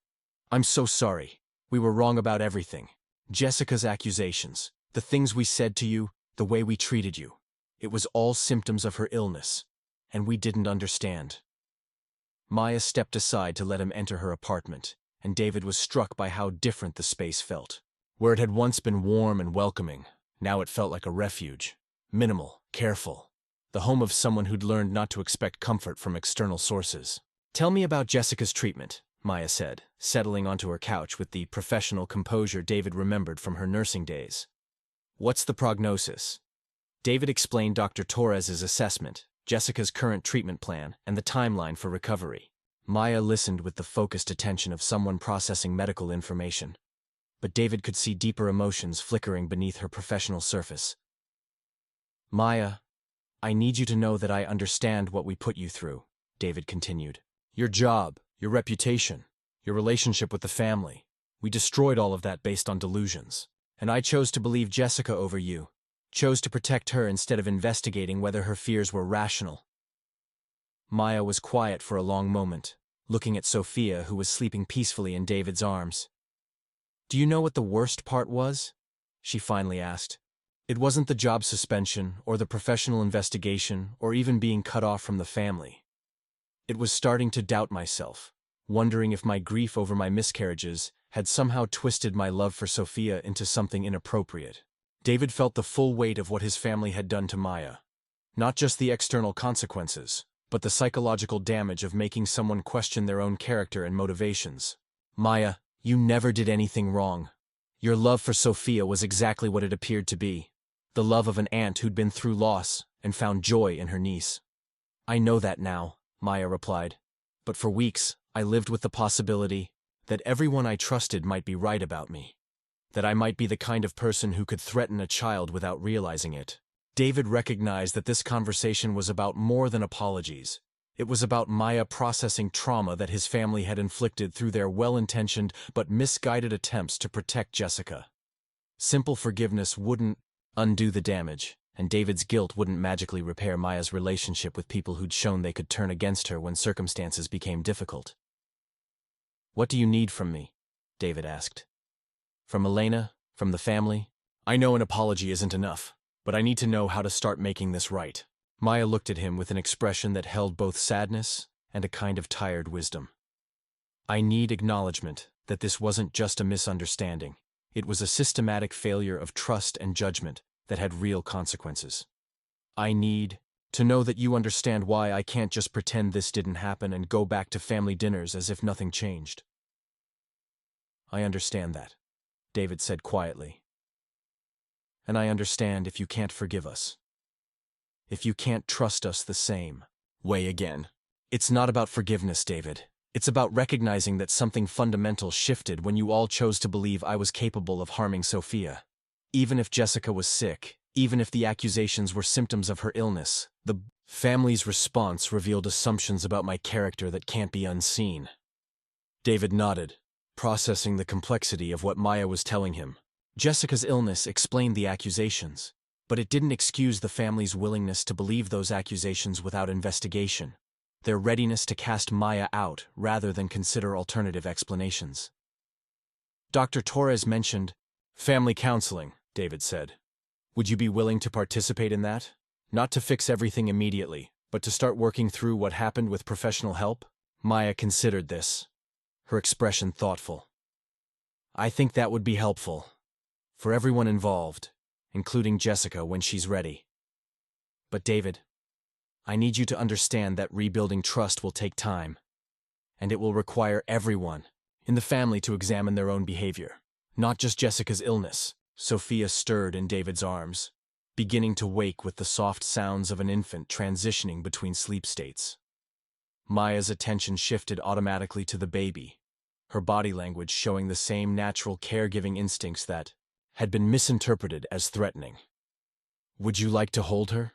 David asked, the offer carrying weight beyond the simple gesture. Maya hesitated, then reached for Sofia with the gentle confidence David remembered from before the crisis. The baby settled immediately against Maya's chest, her tiny body relaxing into the familiar comfort of experienced hands. Watching Maya with Sofia, David finally understood the full scope of what his family had lost through their misguided protection of Jessica. They hadn't just wronged Maya, they'd deprived Sofia of a loving aunt, deprived themselves of Maya's wisdom and support, and created trauma that would take years to fully heal. Maya, David said as he prepared to leave, I want you to know that regardless of what happens with family relationships, I'm going to make sure everyone knows the truth about what happened. Your hospital administration, the community, anyone who believed Jessica's accusations, they'll know that you were innocent, that the accusations were symptoms of illness, not based on any inappropriate behavior. Maya nodded, her expression showing both gratitude and the recognition that public vindication, while important, couldn't undo the private damage that had been done. As David drove home with Sofia, he understood that his family faced a long and difficult process of healing. Jessica needed medical treatment and time to recover from her illness. Maya needed acknowledgement and support as she processed trauma. Elena needed to examine her assumptions about family loyalty and protection, and David himself needed to understand how his conflict avoidance and desire to protect his wife had enabled serious harm to his sister. The road ahead would require courage, honesty, and professional help. But for the first time in weeks, David felt hope that healing might be possible. Not a return to the way things were, but a movement towards something more honest and sustainable for everyone involved. 6 weeks after her hospitalization, Jessica Martinez Chen sat in the bright therapy room at Regions Hospital, staring at her hands folded in her lap, while Dr. Rebecca Torres waited patiently for her to find words for experiences that felt impossible to explain. The medication had cleared the paranoid fog from Jessica's mind, but it had also revealed the devastating scope of what she'd done while trapped in psychosis, the accusations, the family destruction, the harm inflicted on people she loved. I remember believing it all so completely, Jessica said finally, her voice barely above a whisper. Maya reaching for Sofia, the way she looked at her, the visits, it all felt like evidence of this elaborate plan to take my baby. But now, watching the videos Michael showed us, she trailed off, shaking her head at the memory of seeing her own paranoid behavior documented with painful clarity. Dr. Torres leaned forward slightly, her expression conveying both professional expertise and genuine compassion. Jessica, I want you to understand something crucial about postpartum psychosis. The delusions you experienced weren't a reflection of your character or your intelligence. They were symptoms of a medical condition that altered your brain chemistry and perception of reality. But the things I said about Maya, Jessica continued, tears beginning to flow freely now. I accused her of trying to kidnap Sofia. I convinced everyone that she was dangerous. I destroyed her career, her relationship with the family, her entire life. And she was just trying to be a good aunt. The weight of this realization had been crushing Jessica since her medication had begun working. As the paranoid delusions faded, they'd been replaced by memories of her accusations and their consequences.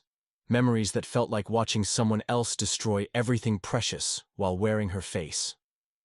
The guilt you're feeling is understandable, Dr. Torres said gently, But it's important to maintain perspective.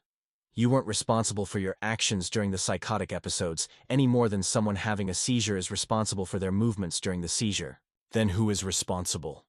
Jessica asked, the question carrying the weight of someone grappling with accountability in the face of mental illness.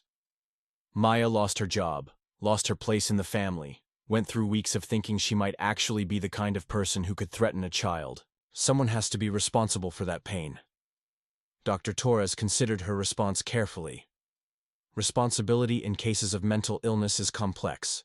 You weren't responsible for having postpartum psychosis, but now that you're recovered, you do have responsibility for making amends where possible and for maintaining treatment to prevent relapse.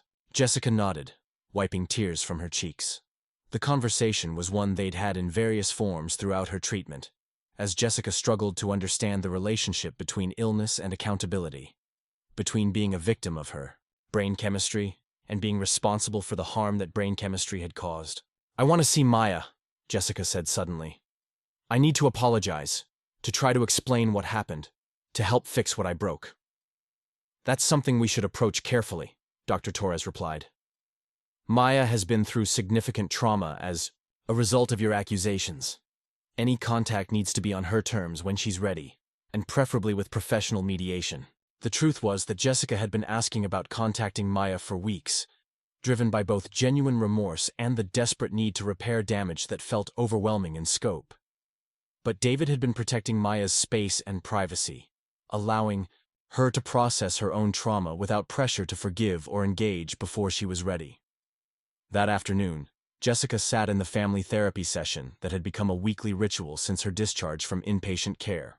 David occupied his usual chair beside her, his presence supportive but tinged with the exhaustion of someone managing multiple complex emotional situations. Elena sat across from them, her posture reflecting the discomfort of someone whose worldview had been fundamentally challenged. Father Rodriguez had joined them today, invited by Elena as both spiritual counselor and family mediator. At 58, he carried the wisdom of someone who'd shepherded families through countless crises, but even his experienced eyes showed the strain of dealing with the Chen family's particular complexity. Jessica has been asking to meet with Maya, Dr. Torres began, addressing the room. I think it could be therapeutic for both women, but only if Maya feels ready and safe having that conversation. Elena shifted uncomfortably in her chair. Throughout Jessica's treatment, she'd struggled most with accepting the medical explanation for events that had felt like moral failures. Her identity as family protector had been built on the assumption that she could distinguish between real threats and false ones, and Jessica's illness had revealed the limitations of that worldview. Maya has every right to refuse, Elena said quietly. The things we said to her, the way we treated her. I don't know if I could forgive something like that. David looked at his aunt with surprise. Elena's acknowledgement of the family's failure represented significant growth from someone who'd initially resisted any narrative that made Jessica's accusations symptoms rather than legitimate concerns. But she might want to understand what happened, Father Rodriguez offered gently. In my experience, survivors of false accusations often need to hear directly from their accusers that the accusations were unfounded. It can be part of the healing process. Dr. Torres nodded. That's been Maya's experience as well. She's been working with her own therapist to process the trauma of being falsely accused, and she's expressed interest in understanding Jessica's perspective during the psychotic episodes. Jessica felt a flutter of hope mixed with terror. The idea of facing Maya, of seeing the pain her accusations had caused, felt overwhelming. But the alternative, living with the knowledge that she'd destroyed someone's life without ever attempting to make amends, seemed impossible to bear. What would I even say to her? Jessica asked. How do you apologize for something like this? You start with the truth, Father Rodriguez replied. You acknowledge what happened, you take responsibility for the harm caused, and you express genuine remorse without making excuses or expecting forgiveness. Dr. Torres added, it's also important to understand that Maya's healing doesn't depend on forgiving you. She may need to maintain distance from you and the family, and that's her right. The therapy session continued with discussions of Jessica's ongoing treatment, David's role in supporting both his wife's recovery and his sister's healing, and Elena's process of examining her own assumptions about family loyalty and protection. By the end, they'd agreed to ask Maya if she'd be willing to participate in a mediated conversation with Jessica. 2 days later, Maya sat in her own therapist's office, discussing the family's request with Dr. Susan Chen, a trauma specialist, who'd been helping her process the psychological impact of the false accusations. Maya had been seeing Dr. Chen twice weekly since her vindication, working through complex feelings of anger, betrayal, and damaged trust. "What's your instinct about meeting with Jessica?" Dr. Chen asked, her voice carrying the careful neutrality of someone who wanted Maya to reach her own conclusions. Maya considered the question seriously. "Part of me wants to understand what she was experiencing, to hear her acknowledge that her accusations were symptoms of illness rather than based on my actual behavior. But part of me is afraid that seeing her will bring back all the doubt and self-questioning from when this first happened." "Those are both valid concerns," Dr. Chen agreed. "What would you need in order to feel safe having that conversation?" Maya thought about her answer carefully. "I'd need it to be in a controlled environment, with professional mediation, and with clear boundaries about expectations. I don't want to be pressured to forgive her, or to pretend that what happened didn't cause lasting damage." Dr. Chen nodded. "And what would you hope to gain from the conversation?" "Closure, maybe? Understanding? I think I need to hear Jessica acknowledge that my behavior was appropriate, that her accusations were symptoms of her illness, not reflections of my character." Maya paused, considering her motivations more deeply. "And maybe I need to see her as a person who was sick rather than someone who deliberately tried to destroy me." They spent the session exploring Maya's feelings about Jessica, the family's response to the crisis, and her own path toward healing. By the end, Maya had decided she was willing to meet with Jessica under carefully structured conditions. The mediated conversation took place the following week in Dr. Torres's office, with both Jessica's and Maya's therapists present. Maya arrived early, wanting to compose herself in the familiar space before Jessica joined them. She'd chosen her clothing carefully, professional but not intimidating, put together but not defensive, trying to project the competence and stability that Jessica's accusations had temporarily undermined. When Jessica entered the room, Maya was struck by how different she looked from the woman who'd accused her 7 weeks earlier. The hypervigilant energy was gone, replaced by the subdued demeanor of someone processing significant guilt and shame. Jessica's eyes met Maya's briefly, before dropping to her hands, her entire posture conveying remorse and vulnerability. "Thank you for agreeing to meet with me," Jessica began, her voice barely audible. "I know you didn't have to do this, and I know I don't deserve your time or attention after what I put you through." Maya studied Jessica's face, searching for signs of the paranoid intensity that had characterized her accusations. Instead, she saw someone who looked genuinely devastated by the scope of harm she'd caused.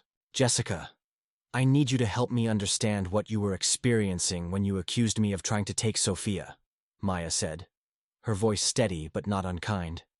"Because from my perspective, I was just trying to be a good aunt to my niece." Jessica took a shaky breath. "In my mind, every interaction you had with Sofia was evidence of a plan to take her. When you held her and she stopped crying, I saw it as proof that you were trying to make her prefer you to me. When you knew her schedule, I interpreted it as surveillance. When you offered to help, I heard it as manipulation." "But why me specifically?" Maya asked. "What made you focus on me as a threat?" "I think—" Jessica paused, clearly struggling with the answer. "I think it was because you were so good with her, so natural, and because I knew about your miscarriages, about how much you wanted children. In my sick mind, that became evidence that you'd try to take mine." Maya felt the familiar ache of her reproductive losses, but this time it was accompanied by understanding rather than shame.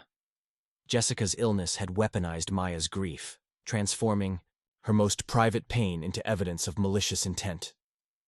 "Jessica, I need you to understand something," Maya said, her voice growing stronger. "My miscarriages were devastating, and they did make holding Sofia both beautiful and painful, but they never, ever made me want to take her from you. They made me want to protect and love her as her aunt." "I know that now," Jessica replied, tears flowing freely. I can see the videos Michael took.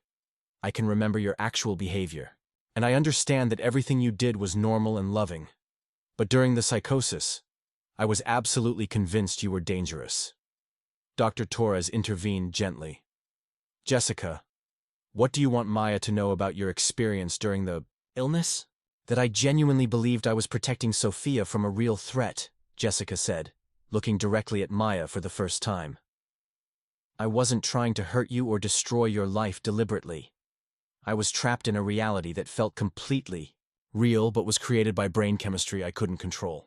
And what do you want to say about the consequences of those accusations? Maya's therapist, Dr. Chen, asked. Jessica's composure finally broke completely. I'm so sorry, she sobbed. I'm sorry for the job suspension, for the family turning against you, for making you doubt yourself, for all the pain I caused. I know saying sorry doesn't fix anything, but I need you to know that I understand what I did to you, even if I wasn't in control when I was doing it.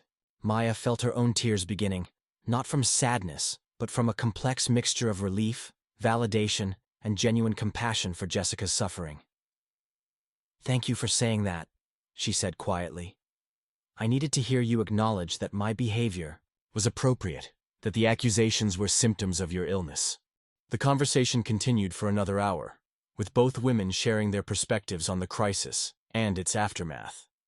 Jessica described the terrifying experience of having her reality completely distorted by brain chemistry, while Maya explained the trauma of being disbelieved by people she trusted and having her character fundamentally questioned. By the end, neither woman had achieved complete healing. That would take much more time and work, but both had gained something crucial. Jessica had been able to express genuine remorse and take appropriate responsibility, while Maya had received acknowledgement that her behavior had been blameless and that Jessica's accusations were symptoms of illness rather than rational assessments. Where do we go from here? Maya asked as the session wound down. Slowly, Dr. Torres replied. Jessica will continue treatment and therapy. Maya will continue processing her trauma. The family will continue learning to communicate more honestly and support each other through difficult truths. Jessica looked at Maya with an expression that held both hope and resignation. I don't expect you to forgive me, or to trust me, or to go back to how things were, but I hope someday we might find a way to have some kind of relationship again. For Sofia's sake, if nothing else. Maya considered this carefully. I think that's possible, Jessica.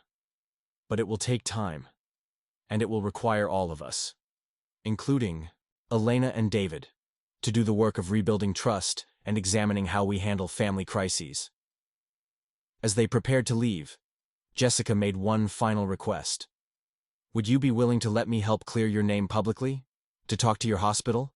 Administration, to anyone who still believes the accusations? I want to make sure everyone knows that you were innocent. Maya nodded, recognizing both the practical value and the symbolic importance of Jessica's offer. I think that would be helpful for both of us.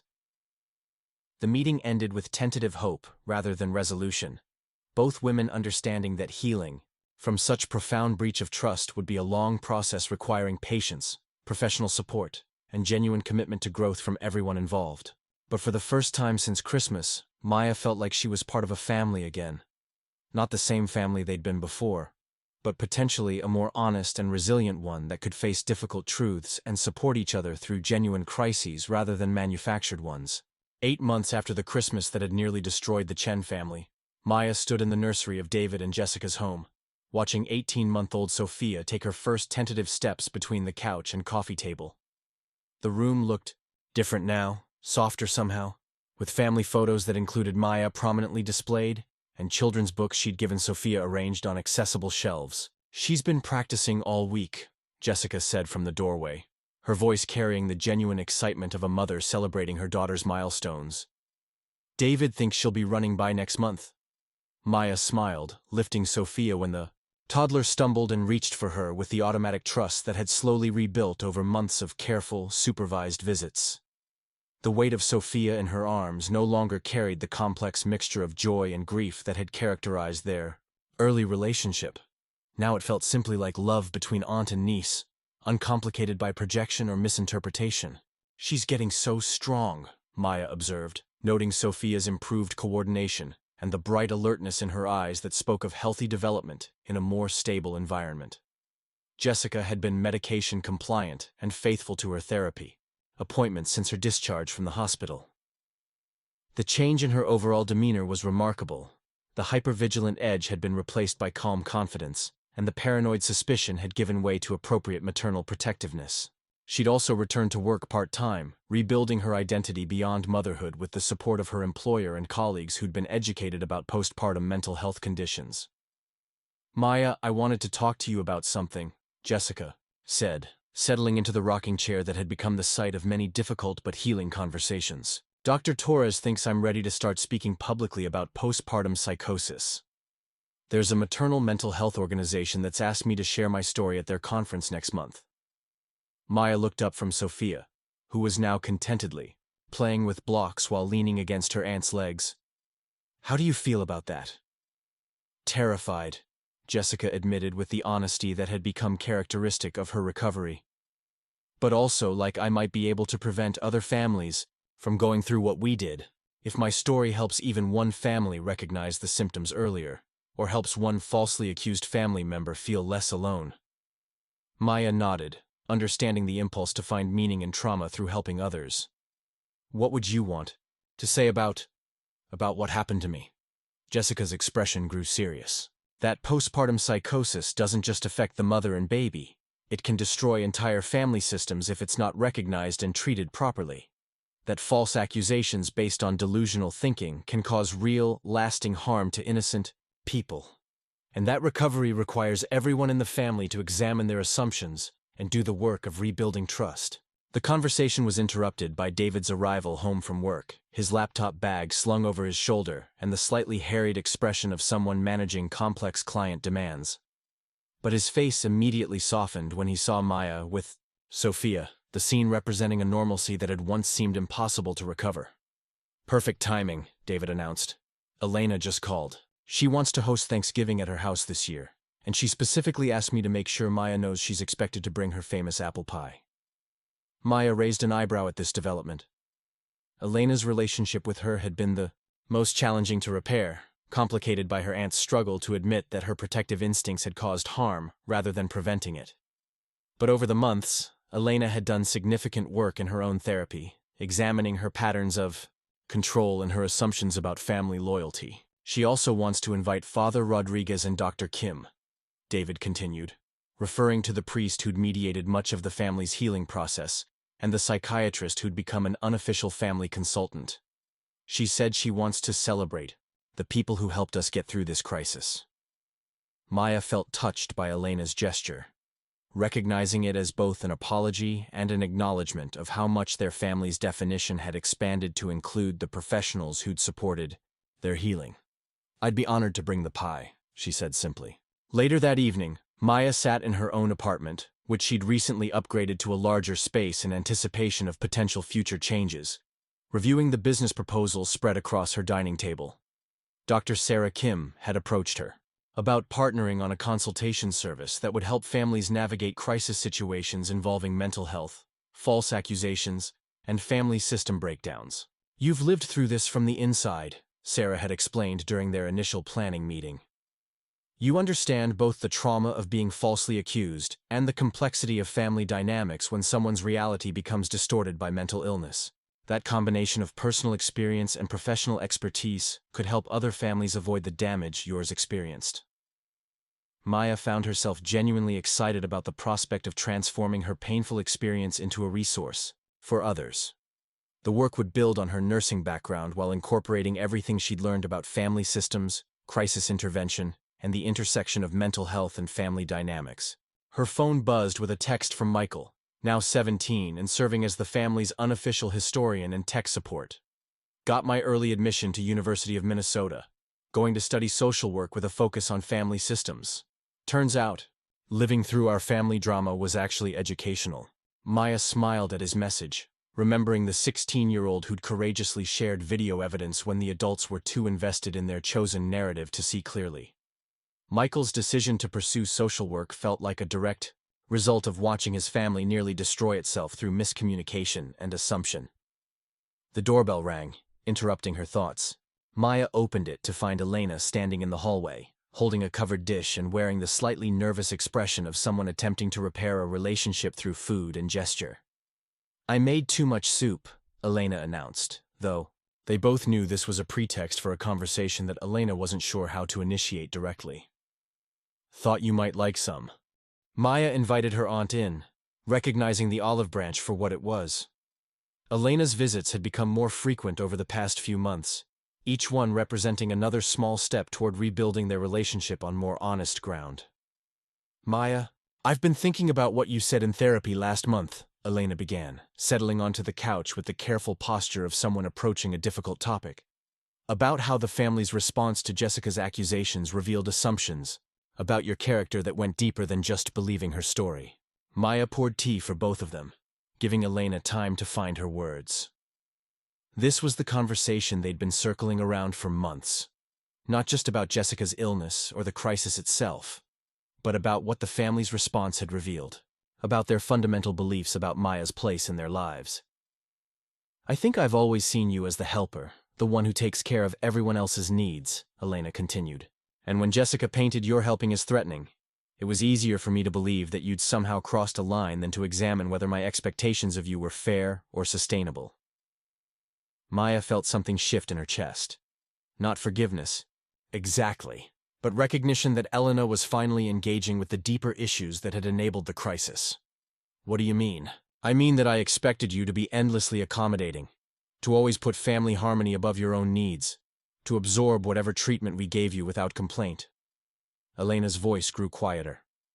"And when you started questioning Jessica's accusations, when you insisted on your own perspective instead of just accepting our version of events, I saw it as selfish rather than as self-preservation." Maya nodded slowly, understanding that Elena was articulating something crucial about their family dynamics. "You're saying that even before Jessica got sick, there were problems with how the family functioned?" "I'm saying that Jessica's illness revealed patterns that were already there. Patterns where some family members were expected to serve others, where maintaining peace was more important than pursuing truth, where certain people's comfort mattered more than other people's dignity." This level of insight from Elena felt like a breakthrough that had taken months of therapy and honest self-examination to achieve. Maya felt gratitude for her aunt's willingness to examine her own behavior, rather than just accepting Jessica's illness as a complete explanation for what had happened. "Where does that leave us now?" Maya asked. Elena looked at her directly, her expression holding both sadness and determination. "It leaves us trying to build something better, a family where everyone's needs matter, where we investigate claims instead of choosing sides, where we support each other without requiring anyone to sacrifice their authenticity for group harmony." Maya felt tears threatening, moved by Elena's commitment to growth and change. That sounds like something worth working toward. They talked for another hour, discussing Thanksgiving plans and family dynamics, and the ongoing work of rebuilding relationships on more equitable ground. When Elena left, Maya felt something she hadn't experienced in months, genuine optimism about her family's future. The next morning brought a call from Dr. Patterson at Children's Hospital, where Maya had recently returned to work full-time with her record completely cleared and her reputation restored. "Maya, I have a proposition for you," her supervisor began. "We're developing a new protocol for responding to allegations against medical staff, particularly in cases that might involve mental health factors. Would you be interested in helping develop training materials based on your experience?" Maya found herself saying yes without hesitation, recognizing another opportunity to transform her painful experience into resources that could help others. The work would complement her consultation project with Dr. Kim, creating a comprehensive approach to supporting both families and professionals who found themselves caught in similar crises. That afternoon, Maya met Jessica for coffee, a monthly tradition they'd established as part of their ongoing relationship repair. These meetings had evolved from tense, mediated conversations to genuine exchanges between two women who'd learned to see each other's humanity, despite the trauma that had defined their interaction. "I wanted to update you on the speaking engagement," Jessica began, pulling out notes from her preparation work. "I've been working with Dr. Torres on how to discuss the impact on you and your family without making it sound like a minor side effect of my illness." Maya appreciated Jessica's attention. to this balance. Early in her recovery, Jessica had sometimes minimized the harm her accusations had caused, focusing primarily on her own suffering during the psychotic episodes. But months of therapy had helped her understand that acknowledgement of others' pain was crucial to genuine healing. I want to emphasize that postpartum psychosis affects entire family systems, Jessica continued. That the person experiencing delusions genuinely believes them, but that doesn't make the harm to the people they target any less real or significant. Maya nodded, feeling grateful for Jessica's commitment to telling the complete story rather than just the parts that positioned her as victim, rather than someone whose illness had created other victims. There's something else I wanted to discuss, Jessica said, her tone shifting slightly. David and I have been talking about having another baby, and I wanted to get your thoughts about the risks. Maya felt her breath catch slightly, not from anxiety about Jessica's mental health, but from being included in such a significant family decision. What do the doctors say? That postpartum psychosis has about a 25% recurrence rate, but that early intervention and preventive treatment can significantly reduce both the likelihood and severity of symptoms. Jessica paused, studying Maya's face. But I also wanted to know how you'd feel about it, given what happened with Sofia. Maya considered the question carefully, recognizing both its complexity and its significance for their rebuilt relationship. Jessica, I think if you and David want another child, and you have good medical support and preventive planning, then you should follow your hearts. But I also think it would be wise to have very clear protocols in place for the entire family, about recognizing symptoms and responding appropriately. Jessica smiled with relief. That's exactly what David said you'd say. Supportive but realistic about the challenges. As they prepared to leave the coffee shop, Jessica made one final comment that stayed with Maya long after they'd parted ways. You know what I'm most grateful for in all of this? Jessica asked. Not just my recovery, but that we found a way to be honest with each other about what happened. I think our relationship now is actually stronger than it was before I got sick, because it's based on truth rather than assumptions. Maya realized Jessica was right. Their current relationship, built on acknowledgement of harm and commitment to healing, felt more solid than the polite family interaction they'd maintained before the crisis. They'd learned to see each other as complete people, rather than just family roles, and that recognition had created space for genuine connection. Driving home through the Minneapolis streets that had once felt foreign during her period of family exile, Maya reflected on how thoroughly her life had changed in less than a year. She'd lost a version of her family that had been built on unequal dynamics and polite assumptions, but she'd gained relationships based on honesty, mutual respect, and genuine care for each other's well-being. The work ahead remained significant. Continued therapy, ongoing family healing, building her new consultation practice, and maintaining the vigilance required to prevent old patterns from re-emerging. But for the first time since Christmas, Maya felt genuinely excited about her future rather than just relieved to have survived her recent past. As she pulled into her apartment complex, Maya's phone buzzed with a group text from David. Family meeting Sunday at 3 p.m. Agenda Thanksgiving. Planning, Jessica's speaking engagement, and Maya's business launch celebration. Elena says to bring appetizers because we're going to be there for a while. Maya smiled, recognizing in David's message the tone of a family that had learned to approach gatherings as collaborative planning sessions rather than potential minefields. They'd discovered that honest communication, while sometimes uncomfortable, was far less exhausting than the constant vigilance required to maintain false peace. The Chen family had been broken by crisis, but they'd chosen to rebuild themselves into something more resilient and authentic. It wasn't the same family they'd been before. It was better. Up next, you've got 2 more standout stories right on your screen. If this one hit the mark, you won't want to pass these up. Just click and check them out. And don't forget to subscribe and turn on the notification bell so you don't miss any upload from us.